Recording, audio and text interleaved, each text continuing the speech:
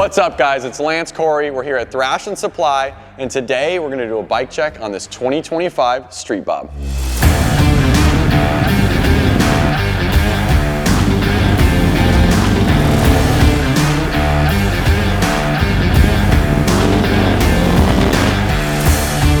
So this 2025 Street Bob is pretty special to me. We just grabbed this bike brand new. We're actually gonna be giving it away at our open house in the next couple weeks. But I really wanna do a bike check on it before we let it go. It turned out rad, and it was so simple to do these modifications. I just wanted you guys to see what we did to it, and I want to take this thing out on the road and show you guys how good it looks rolling down the highway. First things first, the boys could not handle the rubber fork boots. We took those off immediately. We're not too concerned about rocks or road debris because realistically, a lot of the original Harleys from decades didn't have anything covering this. Moving from there, this bike came with some mini apes and the 4-inch round gauge with little short risers. We removed these, and we went ahead using the stock brake line, stock clutch cable, and all the stock wiring for the control switches as well as the gauge. We were able to put the 6.5-inch pullback Thrashin risers with our high bend bars. They have a 5.5-inch rise on the bar. All of that worked, makes it a really easy install. I swear we did this handlebar and riser install in about an hour. So we finished off the 6.5 pullbacks and high bend bars with our solid mount bushings, and we paired that with a hardware kit we actually have on our website. It's a 2 3/4 half 13 bolt because the stock setup has a stud in there. We like switching that out when we go ahead and put these bars and risers on. Moving on from there, we wanted to clean up this whole setup, so we went with a chrome Thrashin brake reservoir cap. We're using one of our Billet throttle tubes with our Moto grips. One of the cool things I really love about this 2025 model Street Bob is it came with the 4-inch analog speedo. Previously, they had that digital gauge that was in your risers. I really like the styling of this 4-inch gauge. It really pairs well with our carbon fiber bucket, the chrome accent. Really love that. Let's go on to the foot controls. We went with our Thrashin brake arm. There's more ground clearance than the OE brake arm. And then we paired that with our adjustable brake linkage. That makes it to where you're able to adjust your brake up and down. We have it in the setting that we like right now. We went ahead and we went with the chrome P54s and then the chrome P54 slims in the rear. You come over here on the left side of the bike, you can see we went with our Thrashin 1-inch shorter shift arm. So this shift arm actually brings the shifter tip closer to you. The nice thing about that is when you get on the bike, it doesn't seem like a lot, but now you're able to ride a little bit more back on the peg since your shifter tip is closer to you, making this bike feel, in my opinion, more comfortable. I'm 5'9". It really kind of brought my feet a little bit further back. We also went with the adjustable linkage on this side as well. You're able to really set that shifter tip exactly where you want it.